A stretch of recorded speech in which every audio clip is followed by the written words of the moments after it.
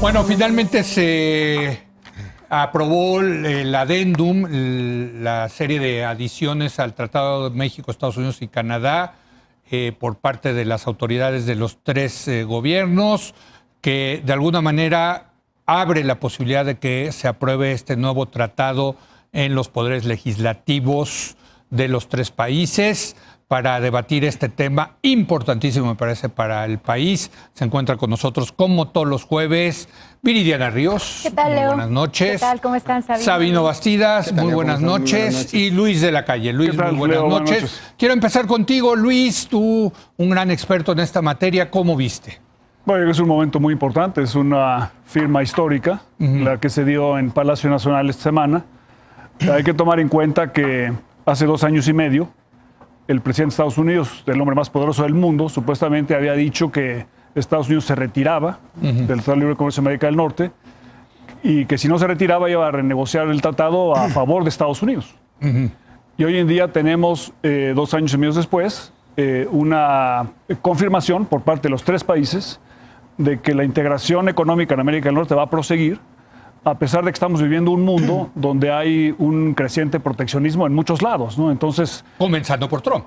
Comenzando con Trump. Sí, ¿no? Pero de alguna manera no con México y Canadá, que eso es un poco el mensaje de la firma de esta semana. Yo creo que, para ser correcto, menos con México. No, pero mucho menos. O sea, yo creo que sí, no es... No, yo creo que es muy importante, Leo, porque este es el hecho de que tú tengas a Donald Trump, la persona que se había opuesto a la integración económica de México, firmando este tratado, y que hayas conseguido hacer eso al mismo tiempo, el mismo día que se estaban redactando, haciendo públicos los artículos para el juicio político contra el presidente Trump. Y que tengas también al Partido Demócrata, representado por Nancy Pelosi, subiéndose también a esta iniciativa, y al mismo tiempo al presidente de México, y Canadá también, obviamente. Es un acontecimiento. Bueno, el presidente de México, un presidente de izquierda que yo siempre recuerdo, y a ti te tocó, la izquierda en este país, dentro del PRI y fuera del PRI, cuando se negoció el NAFTA, estaba en contra del tenía muchas dudas sobre la conveniencia de integrarse a Estados Unidos. Exacto. Entonces, esa foto con el presidente con las firmas, las banderas atrás, tiene un contenido histórico de una enorme importancia y hay que verlo de esa manera. Así es. Y aquí, ahora, desde el punto de vista económico, lo que es muy significativo es que esto confirma un rumbo, en el sentido de que México, parte de su política económica, no es todo, está dedicado a la apertura comercial y con la participación mayoritaria de los partidos políticos de distintas... yo decía, es una política de Estado. Y la otra cosa es una mayor coordinación e integración con Estados Unidos, lo que no es poca cosa. Entonces hay que verlo en ese sentido, y eso creo que hace a México muy distinto del resto de los países de América Latina y le da a México un sabor un poco diferente, una ventaja que si sabemos explotar nos puede llevar a crecimiento muy importante. Espero que no se cometa el error del que se acusó al pasado con justicia, de pensar de que el TLC es suficiente para el país. Correcto. Se requieren hacer mucho más cosas, ¿no? Pero el punto es, oye, puede ser exitoso si no haces las demás, pero para que realmente cambie la economía mexicana necesitas acompañarlo con un chorro de cosas y nadie más lo puede hacer mejor, si quiere hacerlo, que el presidente López Obrador. Ahora, lo están firmando Canadá, Estados Unidos y México, Sabino, porque ha sido un éxito. Es que la gente no come lumbre, ni los demócratas, ni López Obrador, ni Trump. Al final del día se impuso una realidad, creo que indudable, que es, ¿esto funciona o no? Los países no tienen un certificado de mayoría de edad ni de consolidación democrática. Cuando se logra una política de Estado de este tipo, cuando un país logra tener la misma política transeccional, esta lleva 26 años funcionando, ya pasó el tamiz de los gobiernos priistas, ya pasó por los gobiernos panistas, regresaron los gobiernos priistas, y en este momento, por primera vez, un gobierno de izquierda establece que se requiere una política de libre comercio en México, y es una decisión de todos los partidos políticos. Me parece que un país madura. Un país se convierte en adulto. Ver la ceremonia en Palacio Nacional, a pesar de los enojos de todos los actores, ver ahí a todas las fuerzas políticas sentadas frente al presidente, atestiguando la firma de la adenda, me parece que en primer lugar es un éxito de la democracia mexicana, es un éxito de López Obrador, es un éxito de todos los partidos, y es un poco la convicción de que por supuesto que la política de libre mercado, del libre comercio, requiere revisión, requiere matices. Cada quien tendrá su agregado en función de su tiempo, pero el darle esta continuidad habla de un país adulto, habla de un país maduro, y creo que eso es con lo que nos tenemos que quedar. Creo que hay una experiencia que tenemos que apuntar en esta secuencia, que es, se acabó la exquisitez comercial. Yo creo que esta visión exquisita de que el comercio es un tema que se discute solamente de manera comercial, eso quedó en el pasado. A mí me queda claro, con 2 eventos que tuvimos este año, que fue junio, con la discusión de aranceles, producto de la cual sale migración, y en noviembre, en una discusión de terrorismo, producto de la cual sale el Tratado de Libre Comercio, la adenda, tenemos 2 eventos en los que claramente no se puede discutir de manera aislada el tema comercial en la relación México-Estados Unidos. Queda claro que México es un país que tiene que conocer más a sus vecinos, que tiene que saber mucho más de los Estados Unidos. Y hubo una palabra, hay una palabra del discurso de López Obrador en la firma del adendo que a mí me gustó escucharla de parte del presidente López Obrador, que es la primera vez que yo se la escucho, cuando habló de, esta es una decisión geopolítica, es una decisión del hemisferio. Cuando López Obrador, el presidente de izquierda, de Macuspana, al que muchos criticaban y en estas mesas se discutió mucho, y decían que no tenía visión de mundo y que no tenía, y que lo que nos esperaba era el apocalipsis, el resultado de ayer en una negociación, que por cierto, también quiero precisarlo, es el NAFTA revisado, y la revisión del NAFTA llevó un proceso muy largo, porque hay ahora quejas de que un par de párrafos fueron desventajosos para México. Hay que reconocer que es un proceso que lleva año y meses trabajándose, y que es un trabajo profesional de profesionales en México, y también apuntar, el papel de la Cancillería transitó del tema estrictamente comercial a un tema de política exterior en sentido amplio, la negociación del Viridiana. Me gusta el tratado tal cual se firma porque me parece que es de hecho una de las políticas más progresistas que ha implementado López Obrador. No estamos solamente hablando de un libre comercio, sino de un libre comercio en donde se toma muy en serio la aplicación de la ley laboral y en donde la regla del juego es la aplicación de la Constitución y la Ley Federal del Trabajo. Eso es algo que no habíamos visto anteriormente porque habíamos quedado presos de sindicatos charros, de la falta de organización básicamente del trabajador. Esto plantea 2 retos importantes para México, Leo. Por un lado, ¿cómo va a encontrar México una forma para ser competitiva que no sea los salarios bajos? La realidad es que la manufactura que se realizaba en México era de poco valor agregado, estaba basada en la explotación del trabajador y en dar salarios bajos con condiciones muy precarias. México va a tener que cambiar ese modelo de desarrollo y me entusiasma el ver hacia dónde vamos a ir. Pero qué bueno, ¿no? Vamos a tener que innovar, vamos a tener que a lo mejor atraer otro tipo de manufactura. El segundo reto que yo veo y que es muy importante es cómo vamos a evitar la desigualdad que se creó con el primer NAFTA de 1994, en donde vimos una enorme separación entre el norte, que era manufactura, y el sur, que era agricultura. La agricultura se tocó poco en la renegociación del TEMEC. Muchos de los subsidios que se otorgan a los agricultores de Estados Unidos siguen en sitio. Canadá, por ejemplo, seguirá teniendo mucha fuerza en cuanto a lácteos, etcétera. Entonces me parece muy importante que, y creo que esto es un área de oportunidad, que no nada más se busque la aplicación de la ley laboral en las empresas exportadoras, porque bueno, ahí sí vamos aparentemente a tener ciertos dientes. Sujetos, claro. Va a haber dientes, va a haber gente verificando, va a haber que presentar análisis ante el Congreso americano incluso. Pero entonces, ¿qué va a pasar con esa otra parte de la producción doméstica? Nosotros tenemos que desarrollar en México con productores locales que se unan a las cadenas de valor de Estados Unidos y que cumplan también al pie de la letra la ley laboral. Ese es un gran reto. A ver, Luis, el tema laboral, que por cierto, se le olvida a la gente, pero cuando entró Clinton quiso hacer un capítulo sobre el tema laboral. En fin. Pero y quedó como acuerdo paralelo. Quedó como acuerdo paralelo, pero la realidad, como dice Viridiana, es que seguimos con los sindicatos charros, etcétera. ¿Le puede quitar eso competitividad al país, Luis? No. El problema no es la competitividad. El problema es que el sistema de paneles que se inaugura con este nuevo tratado no se ha utilizado en Estados Unidos por razones políticas como instrumento de proteccionismo contra ciertos productos mexicanos. Digamos, ese es el riesgo. Y no es que hablemos teóricamente. O sea, la burra no era arisca. O sea, Estados Unidos o algunos productores en Estados Unidos pueden utilizar cuando ven amenazada su competitividad, pues a ver, recurren a medidas sanitarias y comerciales y ahora pueden recurrir a un panel de solución de controversia laboral para tratar de protegerse. Entonces, lo que tiene que hacerse, digamos, en la implementación de esto, es evitar que eso suceda. Y para eso se requiere un trabajo, obviamente, jurídico, ¿no? Pero también un trabajo político en Washington para asegurar que no vayamos a haber construido una herramienta que resulte favorable para ciertos grupos de interés en Estados Unidos. Sí, se tiene que hacer bien. O sea, si se hace mal, es porque se desvirtúa. O sea, si empiezan a utilizar esto para protegerse y no para proteger a los trabajadores, se desvirtúa el instrumento y se destruye. Y además, como esto no es simétrico, o sea, nosotros no podemos llevar a Estados Unidos y decirle, oye, tú en Estados Unidos no tienes sindicatos.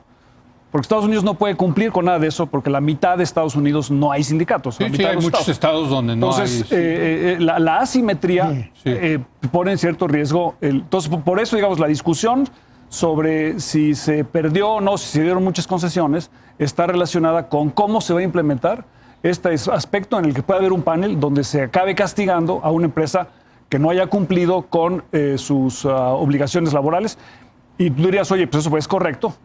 Si es correcto, efectivamente, siempre y cuando no se utilice para otro fin, que es proteger un mercado en Estados Unidos. Me gusta lo que dice Viridiana en el sentido de que ahora hay que ampliar, digamos, los beneficios del tratado a los trabajadores y al sur del país, digamos. O a los estados que no se vieron beneficiados, digamos, ¿no? Con el tratado. Eso le cae bien a un gobierno de izquierda, ¿no? No, además, este tratado se desatora por un gobierno progresista en Canadá, por los demócratas en los Estados Unidos y por un gobierno de izquierda en México. O sea, finalmente la agenda laboral es el centro de esta adenda. No era el centro de la adenda en este momento, sino que venía ya de la reforma que se dieron la mano el último día del gobierno de Peña Nieto. Bueno, venía desde el TPP. A mí me acuerdo de Ildefonso Guajardo. Claro, y venía desde el cumplimiento. Nosotros llegamos con la tarea hecha a esta firma. Ya teníamos reforma laboral, ya teníamos presupuesto para la reforma estructural que vamos a tener, ya tenemos tribunales, o sea, la reforma laboral ahí está, y creo que está muy bien lograda. El problema es que a mí me preocupa, mi mayor preocupación de la adenda de ayer es ¿qué tanta capacidad tenemos de llevar la parte formal a la parte real en materia laboral en México? Sí, pues sí. Hay un matiz importante. No tenemos la misma intensidad de mano de obra que teníamos cuando firmamos el Tratado de Libre Comercio en el 93. Correcto. La robotización y los algoritmos han cambiado radicalmente el mundo del trabajo y es una composición distinta. Pero nosotros agregamos componentes a la reforma laboral de carácter electoral, democrático, en materia sindical, que nosotros hemos postergado a lo largo del tiempo. Claro. Y llevarlo a la práctica, aunque es muy buena la noticia del incremento del salario mínimo y son muy buenas las noticias en el papel de la reforma laboral, lo que a mí me preocupa es, y la pregunta que me hago en voz alta, es ¿cómo va a hacer el gobierno de López Obrador para instrumentarlo? La Secretaría del Trabajo es muy pequeñita. Es una dependencia en términos numéricos. Y es un tema político que requiere, durísimo. Claro, ¿no? Pero requieres además el número de tus propios supervisores para la democracia sindical en cada uno de los estados. Requiere una infraestructura que no le veo a la Secretaría del Trabajo, que requiere una política de Estado, que requiere, no sé si sentar otra vez a Marcelo Ebrard a discutir el tema, pero sí necesitamos como crear un grupo de trabajo como hicimos en migración o como lo han hecho en otros temas. Y Sabino, ¿de dónde venimos? Venimos de un mundo laboral realmente... De un corporativismo políticamente muy poderoso. Y la corrupción. Sí, lo interesante es lo interesante es ver a Richard Trumka allá festejando el tema del tratado y a los sindicatos canadienses festejando la parte que se negoció. Entonces, el desencanto de lo que realmente es capaz México de hacer en materia laboral nos puede colocar, no solamente en los temas concretos de los paneles, políticamente nos puede colocar en un momento difícil a la mitad de la administración. Viridiana. Hay otra parte muy progresista del tratado que no se ha tocado, que es la cuestión ambiental. En ese sentido, le vamos a tener que atar las manos a ciertas partes del gobierno morenista y de López Obrador que no están completamente comprometidas con pasar a producir energías limpias. Sí. Y esto me da muchísimo gusto. Creo que hay dos fuerzas que este tratado van a contener. Primero, la fuerza empresarial tóxica, en donde algunos empresarios sí se han enriquecido a partir de la precariedad laboral. Y segundo, grupos que no están comprometidos con crear un mejor futuro ambiental para este país y para el mundo. Entonces, en general, me parece que este tratado avanza en el sentido de entenderlo no nada más como un tratado que facilita la llegada de capitales, sino como un tratado que ayuda a crear condiciones que mejoren la vida de trabajadores, de individuos, de ciudadanos y el medio ambiente. Esto es el tratado por mucho más progresista que ha firmado México y probablemente uno de los tratados más progresistas que existen actualmente en el mundo, si no contamos el TPP, que bueno, no se aprobó. Sí.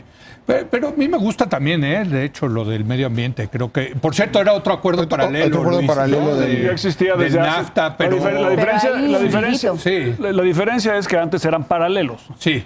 Y ahora están desde metidos. el TPP están y por lo tanto son sujetos al mismo sistema de solución de controversias. Cosa que es muy positiva. Hay un gran triunfo para México en lo que sucedió esta semana, por cierto, de lo que se ha hablado poco, ¿no? Sí. Una de las condiciones que pusieron los demócratas y habían puesto también México y Canadá es que los paneles de solución de controversia funcionen. Sí, porque están parados, ¿no? Lo que pasa es que Estados Unidos se ha rehusado y, por cierto, a partir de hoy, el órgano de solución de controversias de la OMC deja de funcionar porque Estados Unidos se ha rehusado a nombrar a los panelistas. Sí. Entonces, lo que se firmó aquí en Palacio Nacional esta semana dice que el nombramiento de los panelistas es automático y ya no es discrecional para los gobiernos. Entonces, cuando venga una disputa, va a haber un panel. Y el panel va a emitir un laudo arbitral cuando termine. En el ámbito laboral, el panel, digamos, tiene un poquito más de facultades que para el resto de las disputas, ¿no? Entonces, esa es, digamos, la asimetría.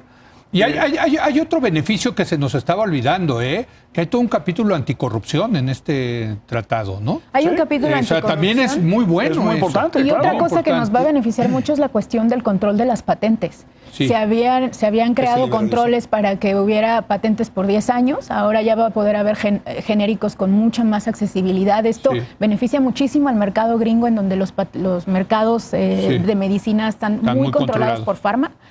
Pero también a México, en donde nosotros vamos a poder tener una producción importante y, de hecho, incluso entrar al mercado de farma en los dos países. Lo que pasa es que la película no está terminada.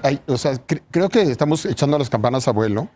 Está la declaración de Mitch McConnell diciendo, nos vemos en el tratado, lo vamos a discutir en el Senado republicano. Está también una parte del Senado mexicano. Por eso sale, claro, y por eso sale el tuit de hoy en la mañana de Donald Trump diciendo, estamos cerca de arreglar el problema comercial con China. O sea, la señal que está mandando Donald Trump a su constituency es, yo soy capaz de arreglarme no solo con México, sino con China y con el mundo. Es un cambio de tono. Hay que entender el dividendo que la señora Pelosi saca producto de esta negociación. Creo que entender la política americana, cómo nos afectó y cómo nos benefició en esta coyuntura, pero también cómo nos puede perjudicar los siguientes 2 o 3 meses en medio de un impeachment. 100%. Porque lo que está en la mesa es el impeachment del presidente Trump. No, y McConnell ya dijo, McConnell dijo, va el tratado después del impeachment. Y vamos, claramente. O sea, entonces, la probabilidad que no pase es 0. No, pero... La probabilidad que no pase... Nunca ponga 0. No, sí. Pero el timing... Cercana a 0. Sí, pero el timing va a pasar rápido. Puede erosionar muchas cosas en el camino todavía. Y recuérdense que Donald Trump es un anti temas de cambio climático. Sí, entonces, pero son parte de estas... La razón por la que se terminó el tratado... Lo que tú quieras, pero tenemos 2 meses más, de debate en el Senado de los Estados Unidos, en donde ya nos lo cantó el líder de la mayoría y donde Donald Trump puede obtener un dividendo. Soy como Yogi Berra decía, esto no se acaba hasta que se acaba. Obviamente, pero yo te voy a hacer, plato a la boca. Pero te voy a hacer una predicción. ¿No? Te voy a hacer una predicción. Sí. No se hubiera anunciado la terminación si no se tuviera la coalición política para pasarlo. La abrumadora mayoría de los senadores en Estados Unidos son agropecuarios. Sí. México y Canadá son los mercados 1 y 2 de Estados Unidos en el sector agropecuario. La razón por la que se terminó el tratado políticamente en Estados Unidos es porque demócratas y republicanos necesitan el medio oeste. Sí. Y el medio oeste de Estados Unidos tiene como clientes principalísimos México, a Canadá y a México. Sale, 1 de febrero entonces. ¿Tu apuesta es 1 de febrero? Tú no puedes arriesgarte a llegar al proceso electoral en Estados Unidos 1 de febrero, sí con o las no. exportaciones del medio. Pero te doy... peligro. Luis de la Calle. Por eso 1 de febrero. están anunciando lo de China hoy también. A ver, pero te doy un escenario que parece muy poco probable, pero te lo doy. ¿Y si destituyen a Trump? ¿Qué va a pasar con el tratado? No, va a pasar también. Platicamos o sea, en el Senado.